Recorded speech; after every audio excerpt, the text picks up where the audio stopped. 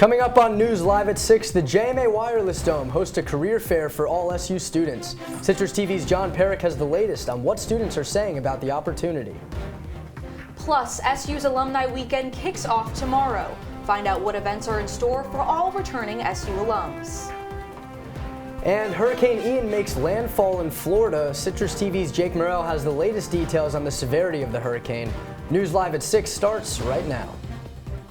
This is Citrus TV News Live at 6, your campus news leader.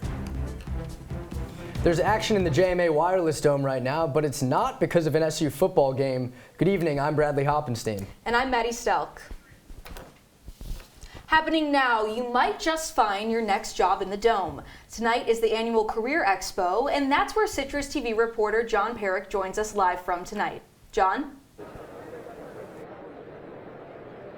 Well, guys, we're here right inside of the JMA Wireless Dome, and we're not talking about Syracuse football tonight, even though they might be 5-0. No, it's Career Week, and it's the Career Expo. Here, just take a look around me. A lot of tables, about 200 employers on hand here. Let me step out of the frame, and it's just really been a great opportunity for students to come speak with employers. And just talking about students, we're joined here right now with two SU students. We've got a graduate student and a senior. Well, first off, what time did you get here at? I got here right at the start at 3. I pre-registered online, so I didn't have to wait in the big line. So you don't have to wait in the big line, and how's the opportunity been? It's been great. I like practicing talking to adults. You know, you get to talk to professors all the time, but people in the industry, it's really helpful for interviews and whatnot. Great, thank you. And just as a senior, you know, the rest of your life, it's right around the corner. So how has this been? I think it's a great opportunity to kind of meet people and see that these are real people hiring you. The job search can be so intimidating that it's great to talk to people and see that there are jobs out there for me. Well, thank you. That's SU senior Jenna Klein, and we've got Sean Edelman, a graduate student. And again, Career Week will continue throughout the week. Tomorrow, it's the Communications and Media Fair. That's going to be right here in the JMA Wireless Dome. But until then, John Perik, Citrus TV News, guys. Thanks, John. Great to see students out there networking. Now to the latest. Syracuse University is welcoming back alumni to campus. Alumni Weekend starts tomorrow and consists of receptions, award ceremonies, open houses, and even a Cuse cookout on the quad. On Thursday, a reception will take place for any alumni from the SU classes of 1962 and 72. The event will take place at the Chancellor's House starting at 5 on Friday. Any alumni are welcome to participate in a walking tour of the SU campus, courtesy of the SU Office of Admissions. Now later in the day, the university will host a cookout on the quad and an alumni award ceremony at the National Veterans Resource Center. And heading into the weekend, the festivities will continue with a football tailgate on the quad just hours before the Orange take on Wagner College in the JMA Dome. And later in the evening, any alumni between the classes of 2012 and 2022 are invited to a special celebration on the quad. Late registration for any of these events will be located in the Shine Student Center in rooms 340 A, B, and C. And earlier in Byrd Library, students were welcomed to Cafe Con Leche as part of a celebration for Hispanic Heritage Month. The event featured guest speaker Sal Flores, a first-generation college student. The event is part of a conversation series over what it means to be a first-generation Hispanic student in college. Tomorrow, SU is hosting the 2022 Business and Communications Career Fair at the Dome. The fair will give students the opportunity to network and connect with employers from business, journalism, and marketing industries. The fair will be open to all SU students regardless of their year and their major. The event kicks off tomorrow at 3 and will run until 7 in the evening. And the first phase of the I-81 project poses new risks of lead exposure, adding to a problem the city has been dealing with for over 2 decades. Yesterday, I spoke with a local parent and a medical expert who are sounding the alarm before it's too late. It's been a long road for many Syracuse parents in advocating for their children's health. This includes Emily Kolkis, mother of 2 and the PTO president of the Syracuse Latin School. My kid's school is very close to 81. It's closer to the project than even our own home is. So I would want to make sure that everything is being done to keep any dangerous chemicals or particles out of the air, away from anybody. Medical professionals say the paint on the highway's viaduct contains high amounts of lead, and if not torn down properly, could pollute the air in its surrounding areas. only adding to an existing problem. Syracuse has had such a difficult problem with lead already. So this community is already overexposed, more exposed than Flint, Michigan, actually. And Zeckler says the risk to lead exposure is too high for parents to ignore. How actually smart your child is right now could be impaired by lead exposure. With phase 1 set to begin by the end of this year, parents and medical professionals want answers. I think very clear explanations as to how any potential harmful chemicals entering the air are going to be addressed is of critical importance. Among many other things, Zeckler is calling on the New York State Department of Transportation to release an overall health impact settlement before the project begins. They're just saying, don't worry, we got this. And I'm kind of foolish for believing them. Or they're sincere and they plan on coming through. A major food distributor in Syracuse is facing an uphill battle this week. Cisco employees in Onondaga County began striking this morning, calling for what they say are overdue pay increases. The major food distributor delivers across much of New York State to places like schools, hospitals, and restaurants. Employees say they were promised wage increases for working during the pandemic, which have not been met yet. But they are already unionized. The truck drivers, warehouse workers, and other employees are part of the Teamsters Local 317 union. Onondaga County's health department is hosting a monkeypox vaccine clinic tomorrow. The clinic will be at the County Civic Center downtown and will run from 9 to 3 tomorrow afternoon. Both first and second doses will be offered. Those looking for a second dose must have received their first at least 4 weeks ago. This comes as Governor Kathy Hochul announces she is extending the state disaster emergency for the outbreak. Hochul's team will reevaluate whether the emergency needs to be extended again in late October. If you're a parent in Onondaga County, your child should now be safer at school. Several school districts in the county are expanding the number of armed police in elementary schools. Dozens of new positions were created to address safety concerns from parents, kids, and staff in schools. Officials say the added security is partly in response to May's school shooting in Uvalde, Texas. Other reasons for the increase include rising enrollment and disruptive behavior as students finally return to in-person learning full-time. If you are a student who is yet to get your flu shot, you'll have 2 more chances to get it on campus. Thursday, October 6th and Wednesday, October 26th will be students' final opportunities to get a flu shot on campus, courtesy of Wegmans. Appointments are required and must be made online in advance. Step-by-step instructions on how to make an appointment can be found on the Wellness Initiative's Flu Vaccine Clinic's webpage. Governor Hochul is sending a delegation to Puerto Rico to assist relief efforts after Hurricane Fiona. Among the delegates are New York Secretary of State Robert Rodriguez, Deputy Secretary to the Governor Edgar Santana, Director of the Latino Affairs Sofia Zayas, and Deputy Secretary for Public Safety Marcus Gonzalez Soler. Now, last week, Hochul sent 50 New York State troopers to Puerto Rico to help with the territory's recovery. Governor Hochul is investing $50 million in state funds to boost local law enforcement and ensure defendants make their court appearances. 30 of that $50 million will be used to help local police agencies purchase equipment like cameras or license plate readers. The other 20 will expand pretrial services in New York. This as the state's bail laws continue to be a heated topic of debate. Specifically, the state's law that has limited when cash bail is required for those facing criminal charges. And speculation in the sports department continues down the road at Lemoyne College. The school is reportedly considering a reclassification to Division I sports. A spokesperson tells CitrusTV that a letter was sent out today to faculty, staff, and students with an overview on the matter. The college says they've been studying reclassification since the beginning of this year. No decision has been made yet.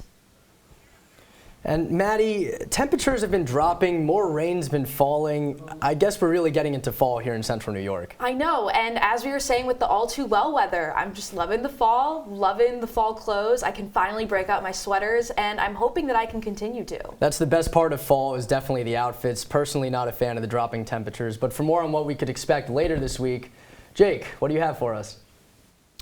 Guys, the cold fall weather is nice, but what's important right now is that we're staying dry. We saw rain this morning, we saw rain yesterday, and we saw rain on Monday, so we're finally starting to get out of that. Looks like for the rest of the week, but right now we've got overcast and 57 degrees, but we'll stay dry through tonight. It will drop to 49 degrees, and those temperatures will continue to drop into tomorrow morning, but we'll have more on that later. Let's take a look around central New York right now. Rochester 55, Penn Yan 56, Ithaca 57, and Binghamton 60, the warmest weather there. So just like you guys said, we are starting to see that crisp fall weather roll in throughout the entire state. I'll send it back to you guys. Thanks, Jake. And of course, outside New York, Hurricane Ian made landfall on the west coast of Florida late this afternoon. Meteorologists are most concerned about flooding from the now Category 4 storm. The National Hurricane Center says rainfall near where the storm makes landfall could be more than 18 inches. Winds tracked this morning were more than 155 miles per hour. Much of Florida was asked to evacuate. Let's bring back in our weather anchor, Jake Morrell. Where are we tracking the storm right now, and where is it going next? Maddie, we're tracking this storm right through Florida right now. As you can see next to me right here, that purple area is the hurricane force wind. So that is the most dangerous area right now. You'll see it hitting Bradenton and Sarasota, Florida, right on the Gulf Coast of Florida right there. So we're seeing really high winds rolling in, not only there, but we're also seeing it kind of take over the entirety of the southeastern United States. Now, the winds aren't the only dangerous part about a hurricane. The other big concern is flash flooding. And flash flooding, we're seeing this risk kind of spread out throughout the whole southeast, just like we are with the wind. But right now, that area of central Florida right there that I just mentioned earlier, that's seeing a 70% risk of flash flooding.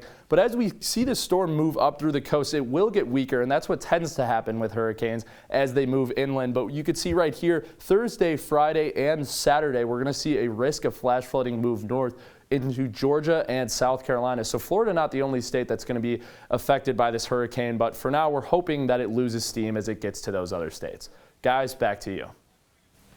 Jake, thank you. Coming up after the break, the NAACP is filing a complaint against the EPA. The crisis fueling the organization's actions. Plus, shutdown averted. Lawmakers in Washington avoid a government halt. What's in the package? We'll tell you when we come back. Fancy pants peanut butter? A big screen television? You haven't even bought a sofa yet. A motorcycle?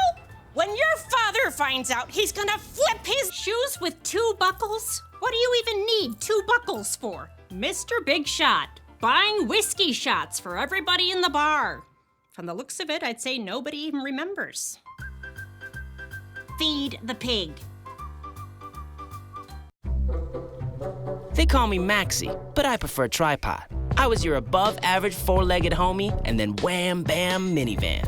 Some people pity me. Now that's lame. I still run, fetch, and swim. And the ladies love me. I'm the ultimate wingman. Just don't ask me to high five.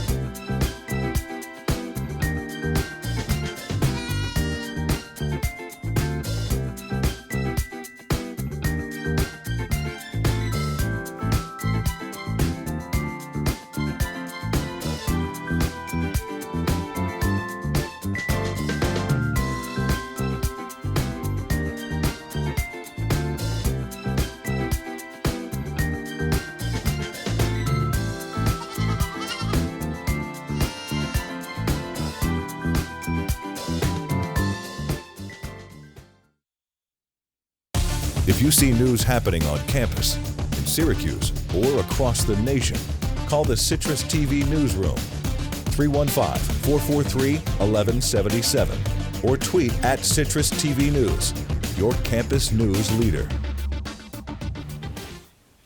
Welcome back to News Live at 6. The Senate voted overwhelmingly on a temporary spending package that would avert a government shutdown. The bill under consideration would fund the federal government until December 16th. The Senate had until this Friday to pass a measure to prevent a government shutdown. The new spending package includes $3 billion worth of military support for Ukraine, as well as additional domestic spending measures. And the House January 6 committee appears to be winding down its investigation. The committee says it will soon announce the date of a 9th hearing. The committee hasn't scheduled a hearing since July. A hearing was supposed to take place today, but was canceled due to Hurricane Ian. The committee said they will now focus on producing a report on their findings from the past 14 months. The NAACP submitted a 25-page complaint to the U.S. Environmental Protection Agency. This is in response to the water crisis in Jackson, Mississippi. The organization requested an investigation into federal funding in the city's water system. The NAACP says federal funds were used to ensure drinking water was diverted. The organization is calling for an investigation into the potential violation of the Civil Rights Act. The CDC is again easing its masking recommendations. Universal masking is no longer recommended inside some hospitals and nursing homes. The new guidance says healthcare facilities can choose not to require masking and other preventative measures when community transmission levels are low. The agency says it updated the guidance to reflect high levels of vaccine and infection-induced immunity. It also says the wide availability of effective treatments and prevention tools means it can lower its guidance. And a mysterious pipeline leak in Russia continues to puzzle leaders around the world. Russia's Nord Stream gas line running through the Baltic Sea near Denmark and Sweden began leaking Tuesday morning, and the exact cause has yet to be discovered. Many European officials believe sabotage to be the cause, while Russia is looking into every possible option. Completed last year, the pipeline was supposed to bring gas from Russia to Germany, but was never officially opened by Germany due to the ongoing conflict in Ukraine. Pro-Russian separatist leaders are moving quickly to officially annex part of Ukraine after they say Ukraine citizens voted greatly in favor of joining Russia. The problem is most residents were pressured and intimidated into filling out flawed ballots. Ukraine and Western nations have been speaking out against the referendum, saying they violate international law and go against the beliefs of true Ukrainians. Ukrainian President Vladimir Zielinski is denouncing Russian votes in parts of Ukraine. The war has recently escalated as Russia is currently trying to formally annex more occupied Ukrainian regions. Zielinski has described these Russian votes to join Russia as farce and illegitimate, but continues to stay hopeful, saying they are advancing and will liberate their land. The U.S. is urging all of their citizens to leave Russia while they still can. In an alert published by the U.S. Embassy in Moscow, U.S. and Russia dual citizens could be called upon to serve in the Russian military. The embassy also states that U.S. citizens should avoid traveling to Russia at all costs, and that Americans who currently reside in the hostile country should leave while commercial transportation is still available. The statement comes after a few days after Russia's announcement to ramp up the war in Ukraine. Cool temperatures dropping into a mostly nice looking weekend. I'll have your 5-day forecast when we come back. Stay tuned. I see you mobbing over her. Let's go. Let's mob. Let's crawl. Let's crawl. Let's crawl. Hey, yo, we mobbing. Come on, girl. Let's crawl. Hey, yo, let's crawl. Hey, yo, let's crawl. Hey, let's crawl. Hey, yo, let's crawl.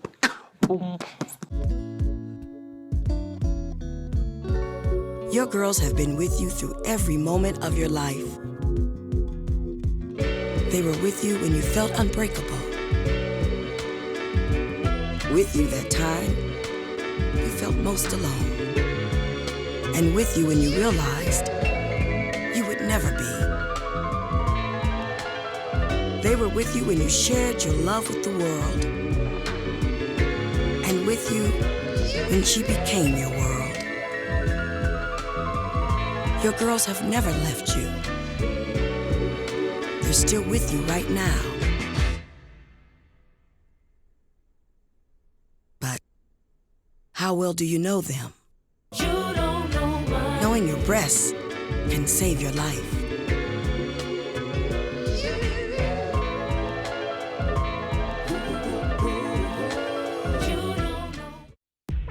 the Citrus TV Weather Center. This is SU's most accurate weather forecast. Welcome back to Citrus TV News Live at 6. I'm Jake Morrell, and let's take a look at your weather for tomorrow. 58 degrees, and that is a high for tomorrow, so it's going to be more like 53 the whole day. So you might want to get out the sweatshirts, those jackets to walk to class. But let's take a look at our 5-day forecast going into this weekend. Friday, 63 and mostly sunny, looking to be a nice day. And then if we skip to Sunday and Monday, 63 and 61, partly cloudy both of those days. So we're seeing that fall weather start to roll in. But Saturday for our game against Wagner, you might be glad that we have a dome and not an outdoor stadium, because we're going to see some showers. And speaking of sports, Jacob, what do you got for us?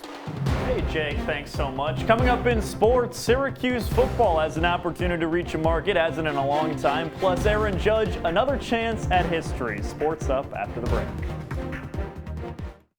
Come on, it's not that hard. My big man fingers are having a problem with these little tiny buttons. Whoa, watch it there. Your blood pressure's gonna go through the roof. Tell me about it. I'm trying to learn how to get it down. Instead, it keeps going up. High blood pressure can increase the risk for heart attack or stroke. Learn how to keep yours at a healthy range. Ever hear a voice command? Just say text barbershop to 97779. That's not what I said. Just give me that. Now my blood pressure's up.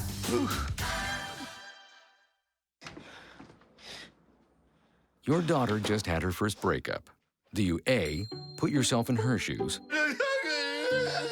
B, console her? Don't worry, sweetie. This is gonna happen a lot. Or C, find her a new boyfriend? Nice, single boys. That was weird. As a parent, there are no perfect answers. But you don't have to be perfect to be a perfect parent. Thousands of teens in foster care will love you just the same.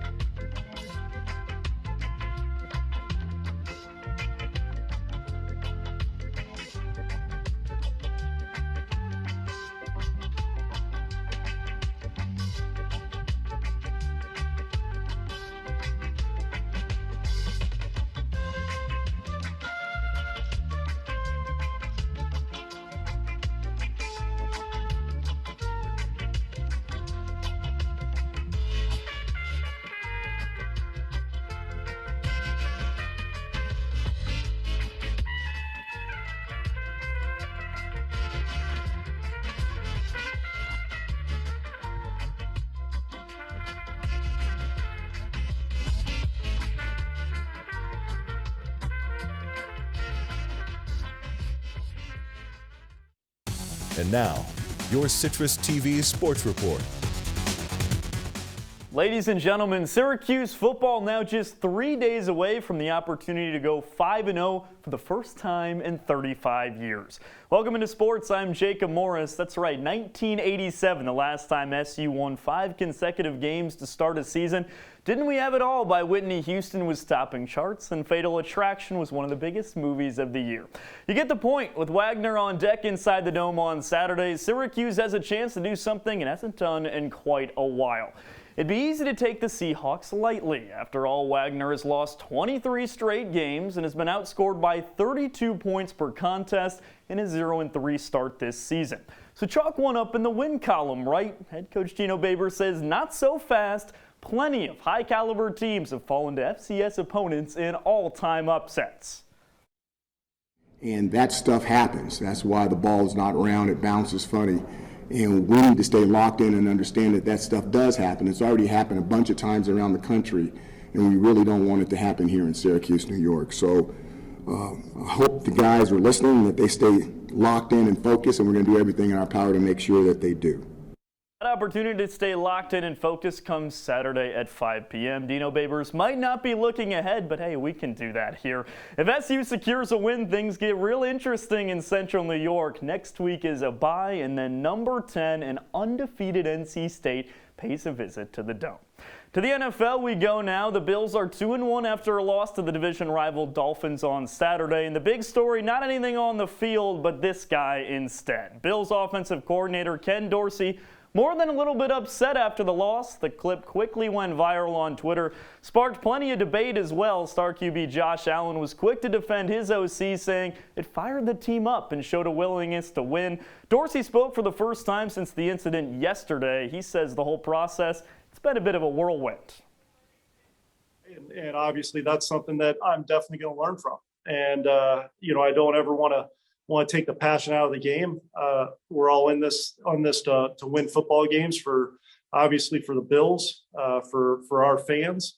And we're going to give them everything we got, but it's something I'm going to learn from and make sure, it's a correct move forward. Hey, all controversies aside, the road does not get any easier for Buffalo. Next up, a matchup with Lamar Jackson and the Ravens. Kick in that one is at 1 on Sunday. And in Major League Baseball, the Yankees back in action tonight against the Blue Jays. The story less about the AL East rivals in this one after New York wrapped up the division. More about Aaron Judge. Mr. 99 has now gone 7 straight games without a home run. Judge, of course, still sitting at 60 on the season, one short of Roger Maris's American League record of 61. Teams haven't been shy of pitching around the All-Star. Last night, Toronto walked Judge 4 times. That's just the second time that's happened in his entire career. Game 3 between the Blue Jays and Yankees tonight. Opening pitch set for 7:07. Garrett Cole on the bump for New York. Mitch White gets the start for Toronto. The Blue Jays hold the top wildcard spot in the AL right now. And back in Queens, the Mets host the Marlins tonight. Things getting awful close in the NL East with 7 games remaining. Both New York and the Braves are 97 and 58. The Mets own the tiebreaker currently. That could change with a 3-game set between the squads slated for this weekend. Tonight, Taijuan Walker gets the start for New York against Miami. Opening pitch in that one at 7:10. Jacob, thank you. And when we return, Jake Morrell will be in studio with your wake-up weather, and we'll have some more trivia for us. Stay tuned. They'll test you. Try to break your will. But however loud the loudness gets, however many cheese puffs may fly, you're the driver, the one in control. Stand firm. Just wait. And move only when you hear the click that says they're buckled in for the drive. Never give up till they buckle up.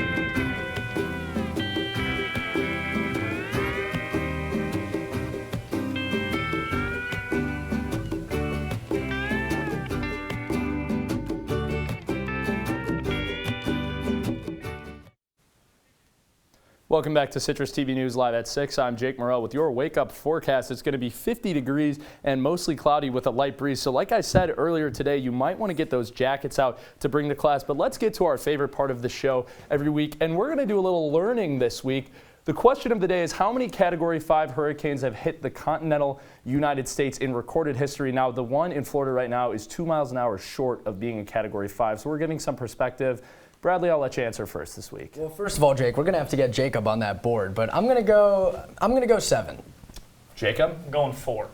And Maddie? I guess 2. Sports is on the board. We've got 4. So that just gives you a little bit of perspective on how rare these kinds of storms are. If sports is winning, that tells you we need to add him to the scoreboard up there. Yeah, of course. We got that for next week. But that is all the time we have for you on this Wednesday. For more of the latest, feel free to follow us on Twitter at CitrusTV News. Or check out our website at CitrusTV.com. Now, from all of us here at Citrus TV News, I'm Maddie Stelk. And I'm Bradley Hoppenstein. Have a great evening.